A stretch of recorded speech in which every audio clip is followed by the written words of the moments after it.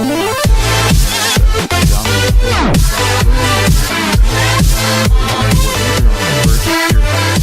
angry.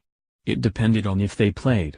In the gym where St. John's would hold its homecoming dance Saturday night in Upper Northwest, spotlights circled on the ceiling, the foyer decorated with Hollywood stars and a red carpet. The DeMatha Stags took stock of how exactly they arrived here.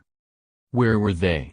The cellar of the Washington Catholic Athletic Conference, the league they've won 4 years running. DeMatha has long been considered a national program, and the Stags' recent WCAC dominance only bolstered that claim. Then came a loss to Gonzaga 2 weeks ago, then somehow last week another to Good Counsel. Players vowed they wouldn't be part of the team that allowed the first 3-game losing streak in recent memory. And then number 4 St. John's defeated them soundly, 38-22. The Stags' losing streak was alive, and the Cadets had ended a 4-year run without a win over DeMatha. And like that, the Stags, 4-4-0-3, are in last place in the WCAC. Julius Duval plays big in CH Flowers' decisive win over Suitland. There was silence as the Stags changed into street clothes in the Cadets' gym. Players heaved off their sweaty shoulder pads and stared at them, then into space, then back at the pads. Celebrating on the field, St. John's quarterback Kevin Doyle asked defensive tackle Cameron Good who's going to win the WCAC title this year. Good lifted the front of his black jersey and pointed to the name under his chin. St. John's, it read, sticking out in white letters. "There's a new tradition at St. John's," Good said. "We're about to get a ring. DeMatha has won for years. It's St. John's time." Cadets players smack a sign that reads, "Finish," a word that can serve them a painful reminder. In last year's WCAC title game, the Stags outscored St. John's, 27, in the fourth quarter for a comeback victory. The Cadets, 5-2-3-0. Again shot out to an early lead Saturday and went to halftime up, 17-7. Stags players bickered during the intermission until coach Elijah Brooks stepped in. "Are we the championship team that DeMatha always produces?" he asked them. "Every DeMatha team I've coached since I've been here has come back and responded in the second half of the St. John's game, just like I know you all are about to do."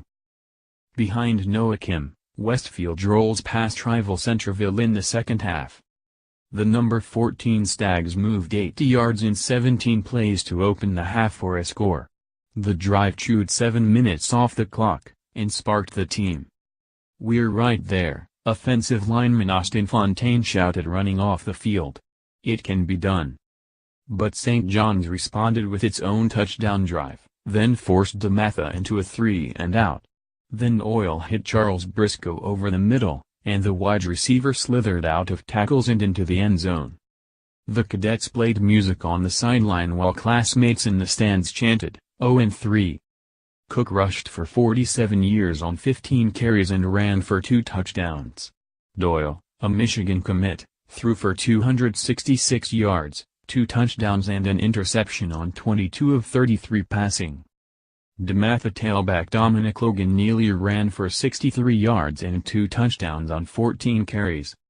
When time finally expired, St. John's coach Joe Casamento growled at his team, "I don't want to just beat people. I want them to know we're better than everyone." Parents and alumni came down from the stands and took pictures on the field. They applauded from rooftops of school buildings that overlooked the field, and munched on cookies and sipped iced tea. Students crowded over Cadet players as they walked up the stairs that connect Fernandez Stadium to their locker room, and slapped shoulder pads and gave sweaty hugs. Stags players walked by, quietly headed to a locker room too small to fit a full football team, stinging words of a coaching staff reverberating off cinder block walls.